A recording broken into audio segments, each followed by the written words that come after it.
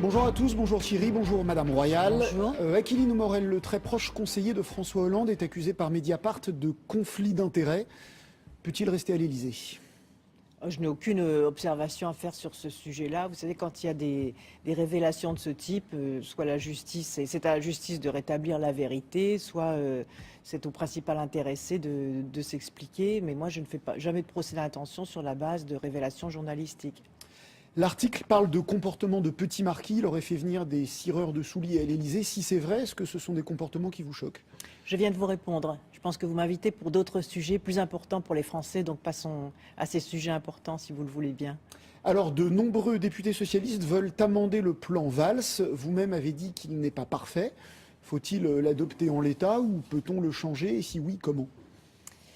Mais d'abord, le Premier ministre et le gouvernement ont une attitude très ouverte. Nous sommes dans un débat parlementaire et bien évidemment, toutes les bonnes propositions pour mieux cibler le pacte de responsabilité sont bienvenues. Le débat parlementaire a toujours été envisagé. Mais alors, Maintenant, il y a un certain nombre de grandes lignes qui sont posées.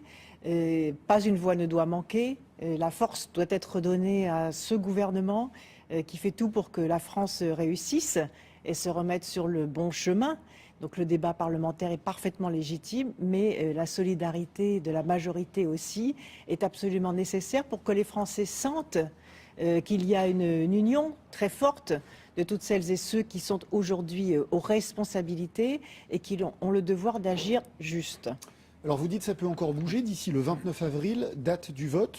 En quoi? Qu'est-ce que vous proposeriez-vous comme amélioration?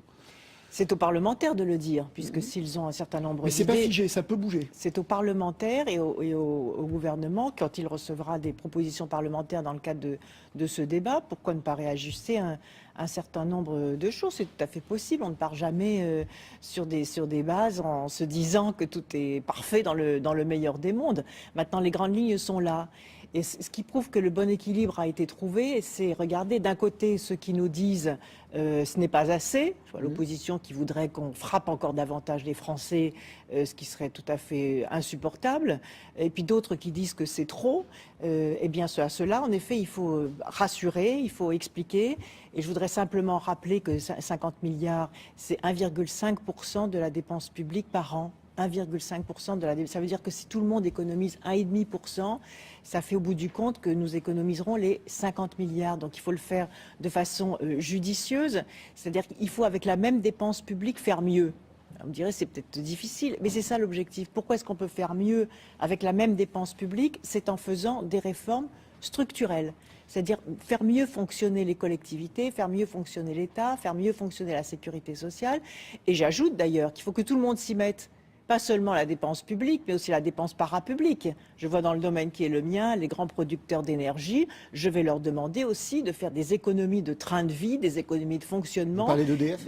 Pas seulement EDF, GDF, Areva, donc tout cela, tous ceux qui produisent de l'électricité, puisque au bout du compte, ce sont les Français qui payent avec les factures d'électricité. Je ne veux plus que les tarifs d'électricité augmentent sans qu'on me donne les raisons de cette augmentation.